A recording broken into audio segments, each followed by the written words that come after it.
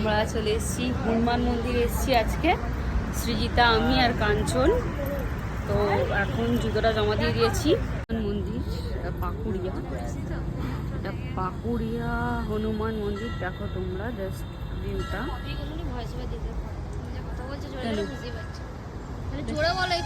তাই তো বললাম পাকুড়িয়া হনুমান মন্দির, এটা আমরা চলে এসেছি, দেখে নাও। তো হনুমান মন্দিরটা দেখিয়ে দিচ্ছি পুরো, যেহেতু ক্যামেরা অ্যালাউ নেই এখানে, ওই সিঁড়িটা পর্যন্ত লাস্ট। সেই ক্ষেত্রেই তিনজন এসেছি, দেখো আমি আর তিনজন এসেছি।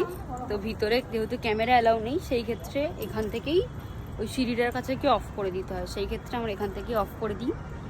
আবারও বেরিয়ে তোমাদের সাথে দেখা হচ্ছে, কথা হচ্ছে, দেখাচ্ছি। হনুমান মন্দিরের সিঁড়ি, ভিতরে ছবি তোলার ভিউটা, ভিতরের ওগুলো জিনিসগুলো যেটা তোমার যেহেতু মন্দিরের ভিতরে অ্যালাউ নেই, তো বাইরে থেকে এটা হচ্ছে রাস্তার দিকটা, আর এটা হচ্ছে সিঁড়িটা।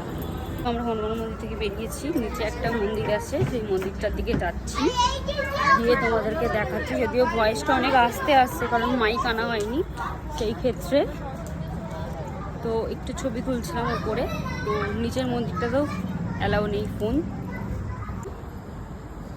এখানে এই মানে ছোট ছোট কিছু স্টোরেজ রুম টাইপ কিছু একটা করা আছে। আর এটা হচ্ছে নিচের মন্দিরটা, নিচের মন্দিরেও ফোন অ্যালাউ নেই। তো দেখো এটা নিচের মন্দিরটা। পরিবারে সৃজিতা বলছে পরিবার না, জানি না আমি, কিছু একটা হবে। খুব সুন্দর ডিজাইন করা আছে, দেখো তোমাদেরকে দেখাই। ভীষণ সুন্দরভাবে ডিজাইন করা আছে। এগুলো সেই রাজস্থানী কিছু একটা পাথর দিয়ে ডিজাইন করা, রাজস্থানী পাথর দিয়ে তৈরি। চলে এবার আমরা নেমে যাই। দেখো হনুমান মন্দিরের চারিদিকের পরিবেশটা ভীষণ সুন্দর।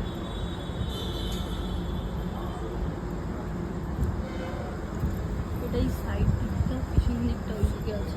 এখন হেঁটে হেঁটে আসছে দুজনে, তো গাড়ি আসবে না, হেঁটে ছিল সেই ক্ষেত্রে সবটাই ঘেরা রয়েছে, নাহলে আগে খোলা থাকতো।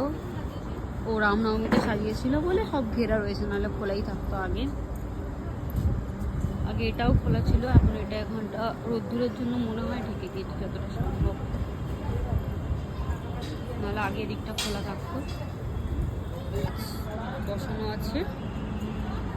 চলো আজকে আমাদের হনুমান মন্দিরের ব্লগ এখানেই শেষ। বাই বাই, আবারও পরে নতুন ব্লগ নিয়ে দেখা।